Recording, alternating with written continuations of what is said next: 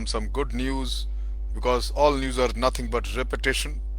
I hit CNN because I saw the President-elect Joe Biden addressing the media for the first time, and along the with the lady, the President Vice President-elect Kamala Harris.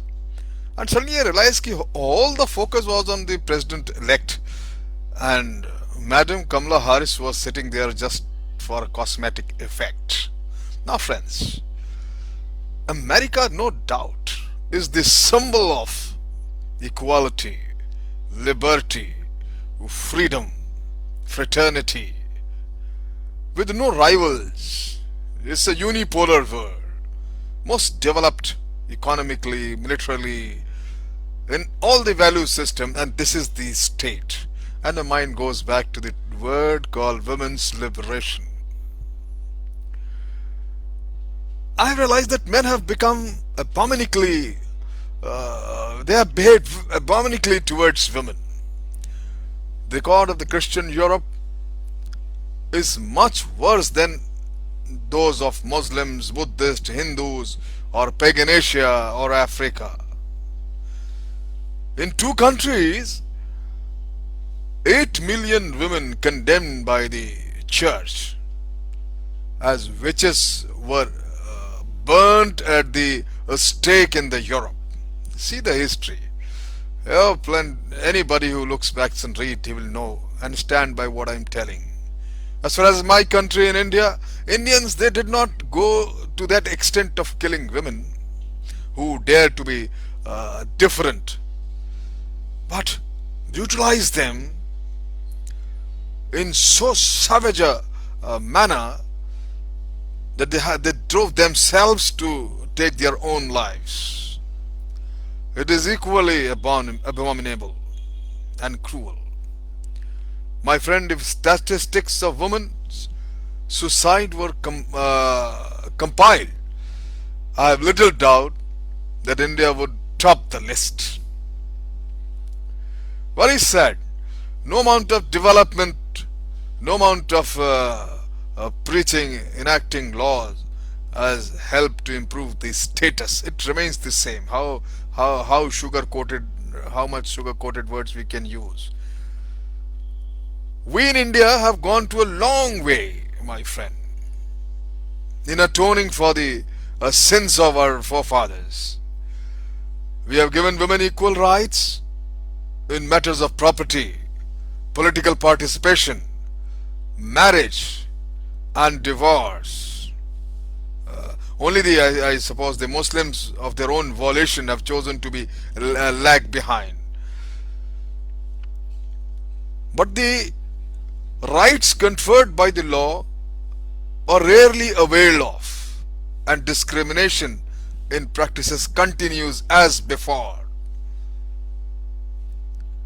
In this, I feel very strongly, and I keep telling, we all must, in this coming International Women's Year or Day celebration, we all must unanimously, without second thought, deliberate on the full implication of giving equality to their sex, because I feel difference of sex is the root cause of inequality. My brothers, my friends, as long as women have to discharge, I feel, the biological function assigned to them, they will never be equal to men. It is they who mensurate, it's they who conceive, bear and nurse children. Nature have designed them to be do this job. Now these processes incapacitate them for a long period and make them dependable on men, father or brother, husband or lover, or so on, a son even. Since human infants, they take much longer to grow up than animals. The mother-children dependency on the male provider usually lasts the entire lifetime of the woman. This is how it is. My friend, no division of labor, man the breadwinner, woman the housekeeper, can conceal the fact that man is the master and woman his mistress and servitor. Shulamit Firestone, the leading philosopher of the women's liberation in America, puts it very tersely in her The Dialectic of Sex. She says, just as to assure elimination of economic classes requires the revolt of the underclass, proletariat as the Marx said it, and the seizure of the means of production, to ensure the elimination of the women classes, elimination of the sexual classes requires the revolt of the underclass, women, and seizure of the control of reproduction. Not only the full restoration to women of ownership of their own bodies, but also their temporary seizure of control of human fertility. Big call, big demand. The reproduction of the species by one sex for the benefit of both would be replaced by an artificial reproduction. Children would be born to both sexes equally or independently of either the dependence of the child on the mother would give way to a greatly shortened dependence on a small group of others, and so on. My friend, there is another argument to prove the superiority is that all the great works of art, literature and science were created by men, not women. I agree, it's true. But then, women were never relieved of the burden of childbearing. Child husband, a homecoming to get a fair chance to prove their worth.